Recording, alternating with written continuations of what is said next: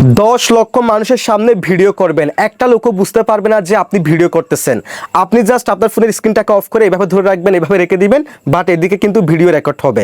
আপনি ফেসবুক চালাবেন, হোয়াটসঅ্যাপ চালাবেন, ইমো চালাবেন, ইউটিউব চালাবেন, এদিকে ভিডিও রেকর্ড হবে। এই কাজটি কীভাবে করবেন ফুল স্ক্রিনে দেখিয়ে দিচ্ছি।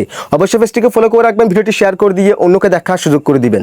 এই জন্য আপনারা চলে যাবেন গুগল প্লে স্টোরে, দেন এখান থেকে সার্চ বার যাবেন এবং সার্চ বারে গিয়ে সার্চ করবেন XS ক্যামেরা লিখে। দেন এখান থেকে এই লোগোটি দেখে অ্যাপ্লিকেশনটাকে ইনস্টল করে ফেলবেন। ইনস্টল করার পর এখান থেকে ওপেনে ক্লিক করে দিবেন। এরপর এদিকে সুইফট করবেন, আবার সুইফট করবেন, আবার সুইফট করবেন। দেন এখান থেকে স্টার্ট রেকর্ডিং এই অপশনে ক্লিক করে দিবেন। এরপর এখান থেকে সেটিংসের এই অপশনে ক্লিক করে দিবেন। এরপর এখান থেকে প্রাইভেসি সেটিংস এই অপশনে ক্লিক করবেন। দেন সেভ টু গ্যালারি এটাকে অন করে দিবেন। দেন এখান থেকে প্রাইভেসি মোড এই অপশনে ক্লিক করবেন, এটাকে নাথিংয়ে সিলেকশন করে দিবেন। এরপর এখান থেকে লক স্ক্রিন এই অপশনে ক্লিক করবেন। দেন এটাকে আপনারা অন করে দিবেন। দেন ব্যাকে ক্লিক করবেন, আবার ব্যাকে ক্লিক করবেন। এরপর আবার এখান থেকে ক্যামেরা অ্যান্ড ভিডিও সেটিংস এই অপশনে ক্লিক করে দিবেন।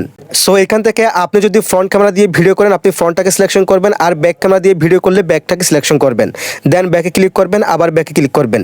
এরপর স্টার্ট ক্যামেরা এই অপশনে ক্লিক করলে কিন্তু আপনার রেকর্ডিংটা স্টার্ট হয়ে যাবে। এরপর আপনি ফেসবুক চালালে আপনি যাই করেন কিন্তু ভিডিও হবে। পরবর্তী সময়ে এটাকে স্টপ করার জন্য আবার এই অ্যাপসে এসে এখান থেকে স্টপ রেকর্ডিং এই অপশনে ক্লিক করলে স্টপ হয়ে যাবে এবং রেকর্ডিংগুলো আপনারা এখানে দেখতে পারবেন।